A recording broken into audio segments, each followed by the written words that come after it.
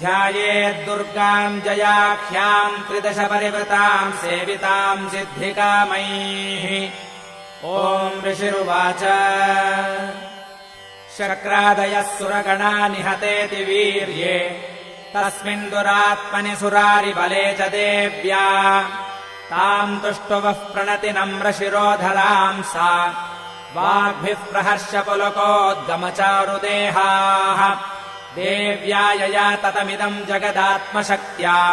निःशेषदेवगणशक्तिसमूहमूर्त्या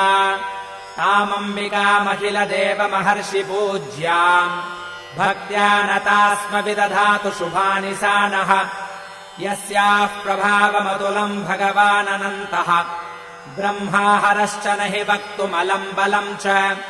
सा चण्डिकाखिलजगत्परिपालनाय नाशाय चाशुभभयस्य मतिम् करोतु। या श्रीस्वयम् सुकृतिनाम् भवनेष्वलक्ष्मीः पापात्मनाम् कृतधियाम् हृदयेषु बुद्धिः श्रद्धा सताम् कुलजनप्रभवस्य लज्जा ताम् त्वाम् नतास्म परिपालय देवि विश्वम्। किम् वर्णयाम तव रूपमचिन्त्यमेतत् किम् चातिवीर्यमसुरक्षयकारि भूरि किम् चाहवेषु चरितानि तवाद्भुतानि सर्वेषु देव्यसुरदेवगणादिकेषु हेतुः समस्तजगताम् त्रिगुणापि दोषैः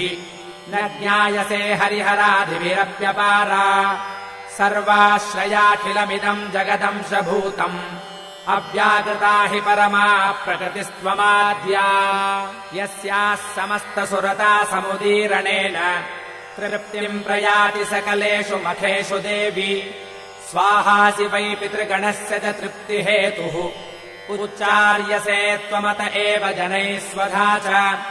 या मुक्तिहेतुरविचिन्त्य महाव्रता त्वम्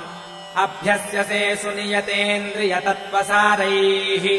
मोक्षार्थिभिर्मुनिभिरस्तसमस्तदोषैः विद्यासि सा भगवती परमा हि देवी शब्दात्मिका सुविमलर्घ्यजुषाम् निधानम्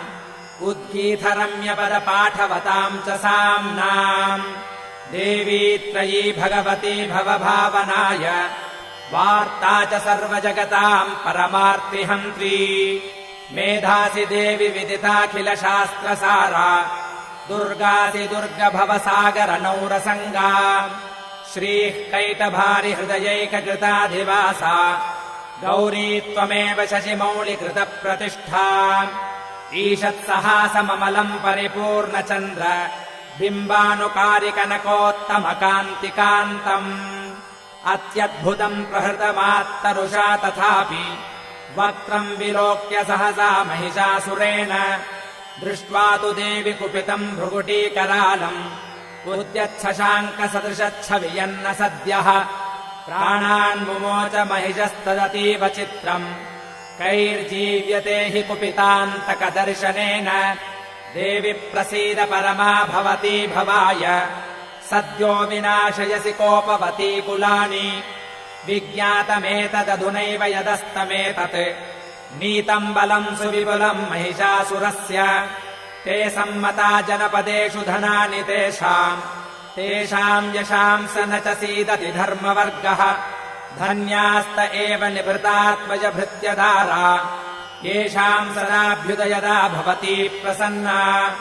धर्म्याणि देवि सकलानि सदैव कर्माणि अत्यादृतः प्रतिदिनम् सुकृतीकरोति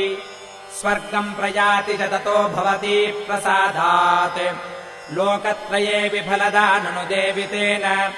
दुर्गे स्मृता हरसि भीतिमशेषजन्तोः स्वस्थैः स्मृता मतिमतीव शुभाम् ददासि दारिद्र्यदुःखभयहारिणि का त्वदन्या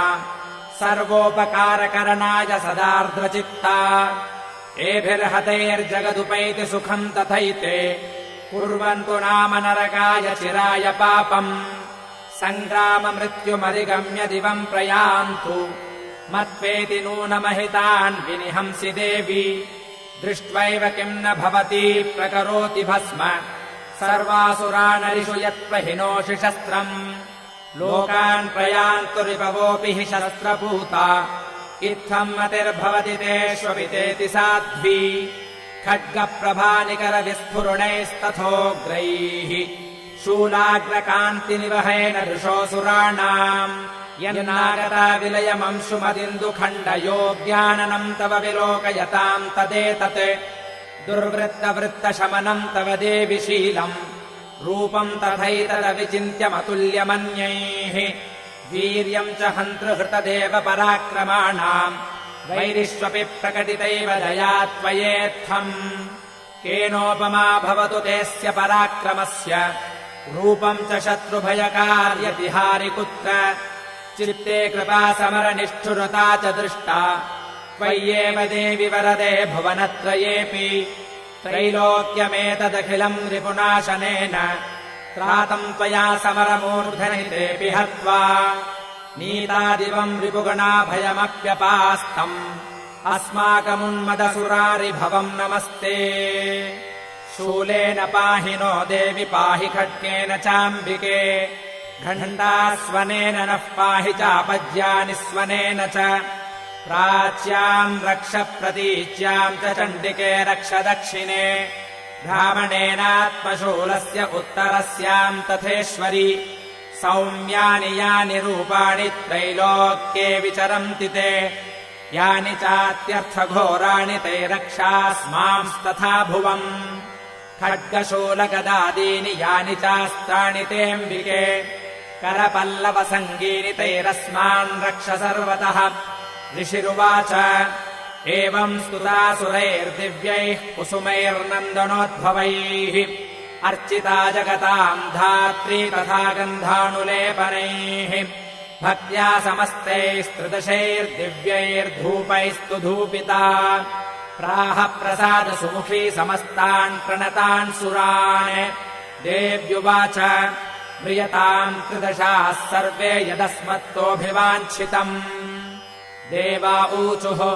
भगवत्या कृतम् सर्वम् न किञ्चिदवशिष्यते यदयम् निहतः शत्रुरस्माकम् महिषासुरः यदि चापि वरो देयस्त्वयास्माकम् महेश्वरि संस्मृता संस्मृता त्वम् नो हिंसेथाः परमापदः यश्च मर्त्यस्तवैरेभिस्त्वाम् स्तोष्यत्यमलानने तस्य वित्तर्ति विभवैर्धनदारादिसम्पदाम् वृद्धये अस्मत्प्रसन्ना त्वम् भवेथाः सर्वदाम्बिके ऋषिरुवाच इति प्रसादिता देवैर्जगतोऽर्थे तथात्मनः तथेत्युक्त्वा भद्रकाली बभूवान्तर्हिता नृप इत्येतत्कथितम् भूपसम्भूता सा यथा पुरा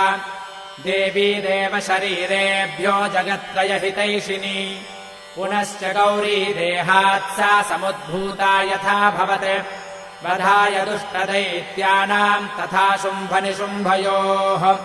रक्षणाय च लोकानाम् देवानामुपकारिणी तच्छृणुष्व मया ख्यातम् यथावत् कथयामि ते।